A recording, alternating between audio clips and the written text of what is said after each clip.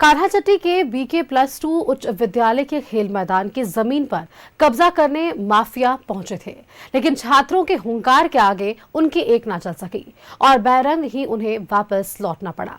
छात्र और छात्राओं के आक्रोश को देखते हुए अंचलाधिकारी मौके पर पहुंचे और बच्चों को शांत कराया। छात्र छात्राओं ने सीधे तौर पर कहा कि जमीन पर कब्जा नहीं चलेगा। देखिए इस रिपोर्ट में। ये भीड़, ये नारे लगाते छात्र और छात्राएं,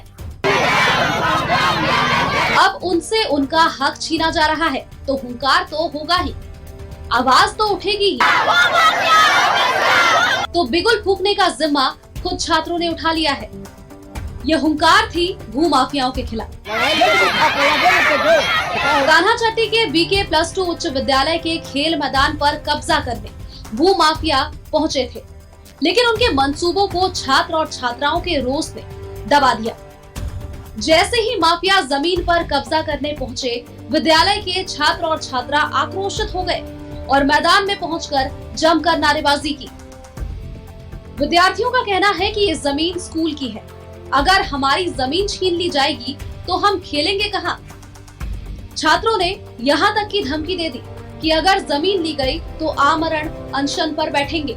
जब हम लोग इस मैदान में खेलने आए थे तो उसमें कुछ जमीन माफिया लोग आए थे और यहाँ पे मतलब मांगना चाह रहे, हम लोग देना नहीं चाह रहे, तो हम लोग यहाँ खेलेंगे कहाँ पे, हम लोग का ये जमीन है, कब से यहाँ पे खेलते कूदते आ रहे हैं। हम लोग सभी लोग स्कूल के जो बच्चे लोग हैं यहाँ पे आए और उसके बाद फिर हम लोग भी इसके प्रति विरोध किए। 3-4 लोग आए थे और विरोध कर रहे थे कि ये हमारा जमीन है, हमारा जमीन है।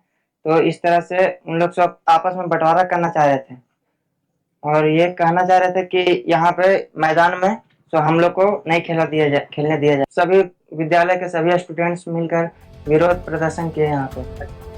अब छात्र जब आंदोलन पर उतरते हैं तो अच्छी सरकारों की नींदें उड़ जाती हैं। ये तो फिर भी माफिया थे। आंदोलन की आवाज अंचलाधिकारी तक जल्द ही पहुँच गयी। आनन फानन में अंचलाधिकारी मनोज कुमार गोप और थाना प्रभारी मौके पर पहुँचे और छात्रों को आश्वासन देकर शांत कराया गया। रही बात BK+2 उच्च विद्यालय के जमीन का मामला, तो 1958 में BK+2 उच्च विद्यालय का स्थापना हुआ था और स्थापना काल में ग्राम खापलवानी और ग्राम टटरा के महान आत्माओं ने, पुण्य आत्माओं ने अपने निजी जमीन को स्कूल के नाम से दान पत्र दिया, राज्यपाल के नाम से लिखा। आज जो विशाल का भवन आप देख रहे हैं वो दान में दिया हुआ भवन उसी में बना है और उसके बगल में जो खेल के मैदान, तो कुछ भू माफिया दलाल टाइप किस्म के जो लोग हैं उनके द्वारा उसको फर्जी तरीके से बेच दिया गया है और वो उस जमीन को कब्जा करना चाहते हैं। अब एक बार जमीन के मामले को समझते हैं। दरअसल ये जमीन ब्रिज कुंवरी सीताराम दुबे और वासुदेव दुबे ने दान में दी थी। साथ ही कुछ जमीन केसरे हिंद किस्म की है, मगर अब उनके वंशज जमीन को अपना बता करके बेचने की कोशिश कर रहे हैं। अंचलाधिकारी ने कहा कि जब तक मामला सुलझ नहीं जाता तब तक जमीन पर कोई कार्य नहीं होगा। उन लोगों का दावा है कि ये उनका रैयती जमीन है, तो मैंने उनसे भी सवाल किया कि जब आपका रैयती था तो आप इतने साल तक कहाँ थे। उनका कहना है कि हम केवाला से प्राप्त किए हैं, लगभग 1958 या 57 इसमें बताए। तो हमने भी कहा कि जब से स्कूल खुला है तब से ये मैदान है। ग्रामीणों का कहना है कि ये मैदान में लोग खेलते आए हैं, विद्यालय का ये मैदान है, विद्यालय का खेल मैदान के रूप में इसका उपयोग होते आया है। ये अपना जमीन बताए आज तक कभी, जैसा मैं सुन रहा हूँ कि 1960 से लेकर अभी तक वो स्कूल का ही, जब से स्कूल खुला स्कूल का मैदान के रूप में ही उपयोग होते आया है। और कैसे एक पक्ष अपने को रैयत बताकर दूसरे पक्ष को बेच दिया, कैसे म्यूटेशन हो गया। हालांकि अभी जब तक इस पर पूरा निर्णय नहीं होगा उस व्यक्ति को उस पर किसी प्रकार का जोत तोड़ करने नहीं दिया। एक तो ऐसे ही जमीन की कमी होती जा रही है और अगर स्कूल की जमीन पर भी माफियाओं का कब्जा होगा तो फिर छात्र खेलेंगे कहाँ। छात्रों को मानसिक स्वास्थ्य के साथ साथ शारीरिक तौर पर भी स्वस्थ होने की जरूरत है।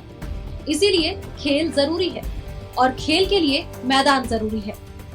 चतरा से न्यूज़ 11 भारत के लिए संजय कुमार की रिपोर्ट।